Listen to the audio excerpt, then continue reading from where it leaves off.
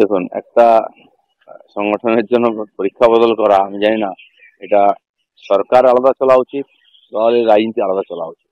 কলকাতা ইউনিভার্সিটির ভিসি দেখিয়েছিলেন যে তিনি তার শিডিউল ঠিক মতো রাখতে পারেন, তো বাকিরা কেন করতে পারছেন না? এইভাবে শিক্ষাকে জলাঞ্জলি দিয়ে ছাত্র সংগঠন চালানো কি মানায়? কার স্বার্থে চলছে এগুলো? তো আমার মনে হয় এই যে পতন শুরু হয়ে গেছে, এগুলো তার একটা নিদর্শন। দাদা, পড়ুয়াদের দিয়ে করানো হচ্ছে মিড ডে মিলের বাজার। অভিযোগ অভিযোগ প্রধান শিক্ষকের বিরুদ্ধে। কাটোয়ার মঞ্চেস্টারের ঘটনা। স্কুলে লোক নাই, টিচার নাই, তো কি করবে? তোমরা বাজার করো, তোমরা রান্না করো, তোমরাই খাও। বাচ্চারা কি পড়াশোনা করতে যায় নাকি বাজার করতে, রান্না করতে যায়? মানে ওটা কি পিকনিক করা যায় হয়েছে স্কুলটা নাকি? এগুলো দেখার দরকার আছে। পড়াশোনার কোনো পরিবেশই নেই স্কুলে। দাদা, বিহারে ইতিমধ্যে এসআইআর এর কাজ সম্পন্ন চলছে। ক্লেম ও অবজেকশনের দাখিলের প্রক্রিয়া সম্পন্ন হতে বাকি 9 দিন। আর কেবল সিপিআই এর পক্ষ থেকে 9টি ক্লেম ও অবজেকশন করা হয়েছে।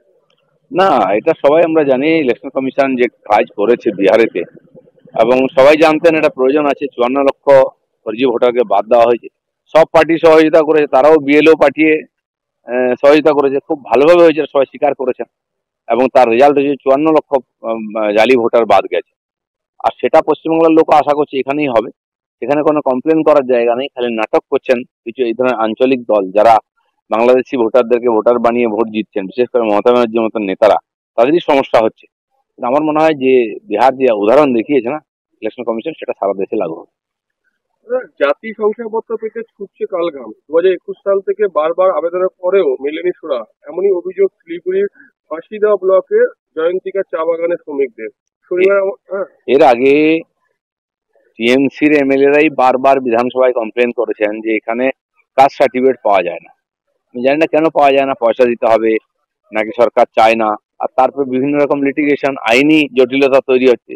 যেমন ওবিসি নিয়ে হলো, মেডিকেল কলেজে যারা পরীক্ষা দিয়েছেন তাদের এডমিশন হচ্ছিল না, ক্লাস হচ্ছিল না। সরকার ইচ্ছা করে কিছু জটিলতা তৈরি করছে। তো রাজনৈতিক স্বার্থে করতে গিয়ে আগামী আমাদের ছেলে মেয়েদের ভবিষ্যৎ কিভাবে নষ্ট করা হয়।